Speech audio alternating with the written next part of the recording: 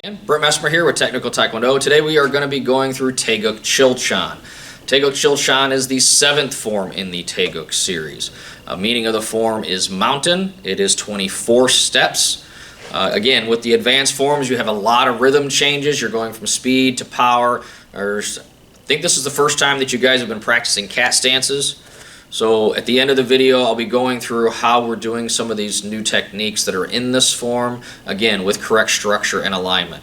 Watching the form, we're going to be hitting it from a couple different angles. That way it's going to help you guys see how this form is done from different sides. So as always, if you guys like what we're doing, please hit that subscribe button, and let's get into it. Tae Gyuk Chil Jahn. Turn to the left, cat stance, palm block. Front kick, land back in a cat stance, inner middle block. Turn to the right, palm block. Remember, I am blocking middle punch. It's not groin, it's not high, it's blocking that middle punch. Front kick, land back, inner middle block. Back stance, twin knife hand low. Step forward, back stance, twin knife hand low. Turning to the left, augmented palm block, augmented back fist strike. Turn. Augmented palm block, augmented back fist. Right foot lands, left foot slides feet together. Bring your hands together. Right hand comes up, left hand comes down for the scissor block. Step out in front stance. Scissor block with the low block on the right hand. Scissor block again with the left side. Stepping up, switch hands. Step scissor block, scissor block. Back foot turns around. Wedging block, grab, knee strike, double uppercut, and X stance, slide back, X hand low. Right hand comes up, left hand goes down, scissor, scissor. Change hands, scissor, scissor. Left foot turns backwards, wedging block, grab, knee strike, land right foot forward, left foot slides behind in an X stance, double uppercut, left foot steps back, X hand low. Turn to the right, wedging block, grab, knee, double uppercut, X hand low.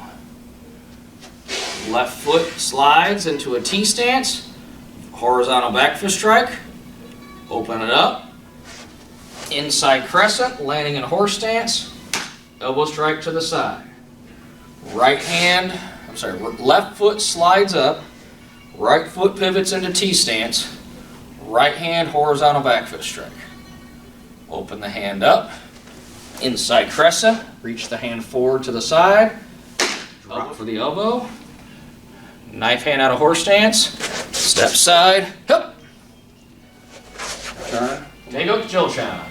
Turn to the left, cat stance, palm block. Front kick, land back in a cat stance, inner middle block. Turn to the right, palm block. Front kick, land back, inner middle block. Back stance, twin knife hand low. Step forward, back stance, twin knife hand low. Turning to the left, augmented palm block, augmented back fist strike. Turn, augmented palm block, augmented back fist. Right foot lands, left foot slides feet together. Bring your hands together. Alright. Sliding back here. Chamber up the right hand for the scissor block. 1, 2. Changing hands.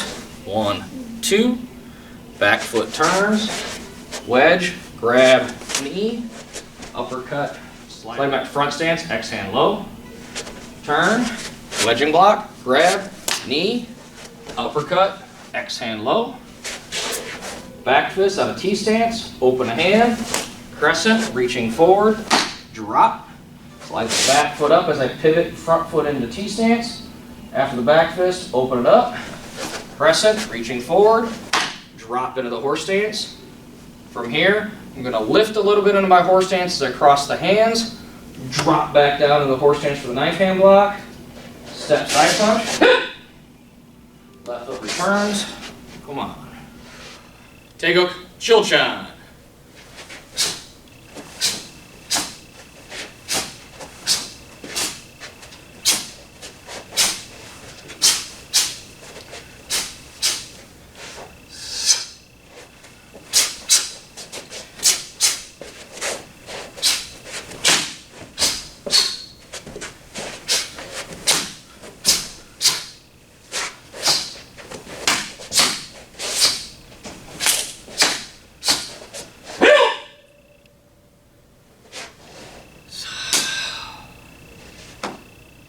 So there's a lot of new fundamental movements in Tae Gyuk Chil Jahn. So the first one is cat stance, inner palm hand block. We're bringing the hand up to the outside and blocking it in, blocking a solar plexus punch. From here, just dropping the weight as I sit into that cat stance. 90% of my weight is on the back leg. Ball the foot. I turn my lead foot slightly inwards to protect the groin. Some people just go straight. That leaves you a little bit more open. It might look a little bit cleaner. I personally would rather have my groin a little bit more protected. Okay, I'm coming in here, placing that heel on the ground, transferring the weight, firing that front kick, and then landing back, dropping into that cat stance, doing an inner middle block. Okay, so that's the first one. So coming down the middle of the form, you're stepping into a back stance, doing a twin knife hand low block. On the twin knife hand low, if you remember the twin knife hand middle block from Sajjan, it's here, middle, middle. Well, our twin knife hand low block's a little bit different. It's high to low. On the twin knife hand middle block, my backhand stops just below the belt knot. It actually covers the damjan. And then instead of coming across here, I'm actually turning my hand almost where I'm doing a backhand slap.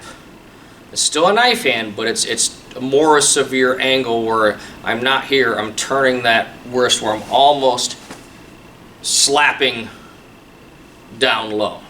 Alright, so chamber palms up, I'm reaching up about a 30-degree angle in that direction, I'm not directly behind me, and just like anytime I'm doing a back stance, as I drop the hands, I drop into the stance. So one, and drop. And I'm making that circular motion as I'm coming in. It's not straight line. I am doing a circular motion. Just like when I do my low block, I'm bringing it across. It's not straight line. So I do want to have a little bit of circular motion, and then I spread the chest right at the tail end of it. So that's twin knife hand low. Coming to the center where we're turning left and right, we are doing a palm hand block out of cat stance, except I'm in a cat stance and I'm augmenting the strike. So I'm bringing the hand, reaching forward a little bit low. As this hand comes up and around, this other hand comes in and just fingertips touch underneath my elbow. And I am blocking that solar plex. And at the same time, I drop the weight. Okay, so one. Everything drops in. So I turn the hips and drop that in. On the follow-up motion, which is an augmented vertical back fist, the same hand starts dropping down. I stand up a little bit on my stance. I'm bringing this hand as it drops down, loops almost over my shoulder. I get it up to my ear, and I drop down, striking the bridge of the nose. So 1, 2. And then I'm turning, reaching for the other side, and repeating on the other side. There's another new one coming down the middle, is these scissor blocks. Scissor block is very interesting. Anytime we start doing double blocks, people think that we're blocking 2 attacks at the same time. So next time that you are attacked by somebody going like this, or at the same time they're doing double, it's garbage. Okay? Scissor block is one of the most useful things to understand. I'll probably do a separate video on it because I love scissor block for what it is, not for what people think it is. So on the scissor block, I'm doing a low block and an outer middle block at the same time. Outer middle block is coming from the outside, sweeping this way. Low block sweeps around this direction. And they just happen at the same time. Okay? So that's my scissor block. In the form, we're going 1, 2, we change hands, 1, 2. So what's nice about the scissor block is what you got to understand is the muscle and bone alignment that goes with this. If I'm in my fighting stance, front kick comes in low, boom, I hit that block. If a punch comes in, boom, I'm blocking with the lead hand now. So understand that in this position, the muscle and bone alignment, the low block puts the outer middle block into alignment. It's stronger than doing it with your hand on your hip. You can play with it a little bit if you want to. All you need to do is have someone push on your arm in the opposite direction of the block. So in this case, they would push this way as I press my knuckle up towards the ceiling. All right, so I'm here versus here, and this is just a little bit stronger than having the hand on the hip.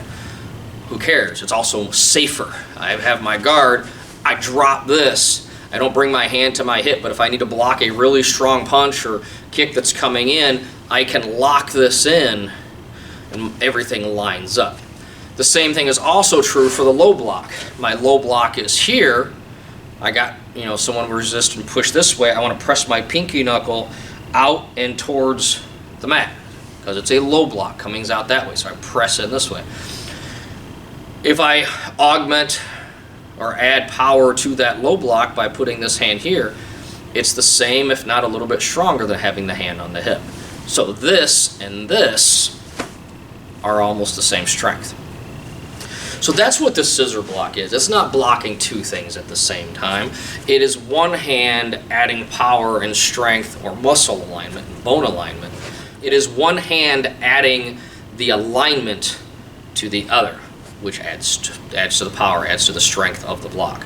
Okay? So the scissor block works this way or this way. That's why it's in Tae Gyuk Chil Jahn, teaching you it doesn't matter if it's the lead hand or the reverse hand. It doesn't matter. So after the scissor blocks, you turn. There's a guard motion, a grab, a knee strike, into the double uppercut, and into the X-hand low. So we're going to go through that sequence really quickly. So you have the wedging block, which is two hammer blocks. Coming in this way, there's a little bit of a forward roll motion. The ITF people would call it a sine wave. Coming up for the grab. I do it a 1, 2, 3, 4, 5 different counts. You can time it however you want, but that's how I teach it. Block, grab, knee as 1, 2, 3. When I'm coming in, there's a little bit of a lunge for the double uppercut. Hands on the hips as I land in that X hand. I'm going to back up just a little bit. Okay. And drop as I come up underneath. Okay. That left foot drops back. I come back to the hips, raising up to the ribs and dropping down. So if you go back and review how we do our spear hand or our middle punch, we're bouncing to the ribs and coming in. We're bouncing to the ribs and coming in. We're bouncing to the ribs and coming down. Okay. Key element on the X-hand low block is this does not work. You have to turn the wrist. It doesn't matter which one's on top. You can play with it. I personally feel the backhand on top is a little more natural. It might be like 5% stronger for me. Play with it, but on this one, if you have someone take their arm, put a pad on it if you want to, or you have forearm pads on it, and just come in between your wrists and just thump it, simulating a attack coming in, simulating a front kick coming in, because X-hand low is designed to stop front kick. Try it with your wrist both palms down, and then turn it this way where it's supposed to be, and you will feel a huge difference. When they do it this way, this will crumble. Okay, so make sure you're turned with your your thumbs facing up when you're doing this block. Okay, so these aren't really new at red belt level, but I'm going to show you how I break these down. You can probably watch it as we do the video. Coming down the middle, you have that back fist strike. Now we're doing this back fist strike out of a T stance, opening the palm, and then taking that right foot and coming across with a crescent kick. I reach forward straight in this way, bring this elbow up and dropping into that elbow strike. Then sliding up to the next T stance, I move the back foot forward before opening the palm for the second one. So that's how I do that one. Again, it's 1, 2, 3, and then slide that back foot up. So it's not really new, but I'll throw that in there just for fun. So that's pretty much it for Tae Gyuk Chil Jahn. Again, thank you guys for watching. I appreciate you guys actually going through, whoever has watched it to this far, because I know I don't do short videos. I probably should, because most people have the attention span of a small child. So I probably need to do shorter videos, but I can't teach what I want to teach you guys in a 30-second video. I can do a highlight, but that's not going to get you what you need to know. You need the full 20-minute video to actually so I can show you what we're doing. So again, thank you guys for watching, and until next time, God bless and keep on kicking. Brown belts have about a year, maybe a little bit longer, before they test for their black belt. So if you get your brown belt, you want to start thinking about, okay, where am I at and where do I want to be at? If you're not satisfied with the quality that you are, what do you need to do to put in more time? What do you need to do to make yourself better? Okay. The one thing I love about the martial arts is you're going to get out of it whatever you put into it. If you put in minimum effort, that's what you're going to get out of it. You're not going to get a whole lot. But if you're committing yourself to this and you want to, you want to do more with this and you want to excel at this and really make it something and really embrace it for what it is, you need to put the time in. At brown belt, you have learned roughly 70% of the curriculum. Now you need to learn, yeah, you're going to be learning a few new movements, but honestly, you're not learning that much that's new. That's what I was talking about that last video with the plateau. Okay, at blue and brown belt, usually you hit some kind of a level level plateau that you don't feel like you're growing as fast. But what you are doing is you're refining your techniques and you're learning to put basic things together. How do I chain the yellow belt stuff with the green belt stuff? How does that mix together and flow? How are my angles and my sparring doing? There's a lot of elements that are starting to come into play. We've shown you a lot. Now is the time that you got to start figuring out what to do with it. So this is an exciting time. It's a fun time.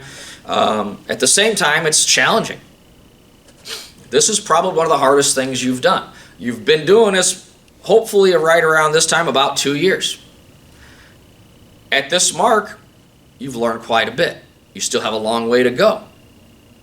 Okay? But I want to encourage you guys not to quit, to keep pushing yourself, fight through whatever difficulties you have. Everybody has challenges. Everybody has hardships.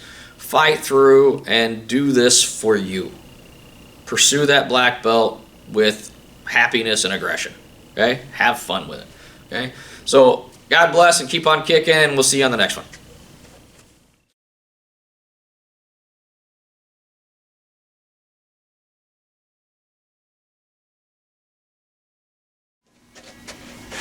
Hi, this is Master Mesmer. I'm welcoming you guys to our wonderful TV show. Now, through step by step on how to do this form. If you have, again, I haven't said anything yet. How can it be again? Alright, sorry. Yeah.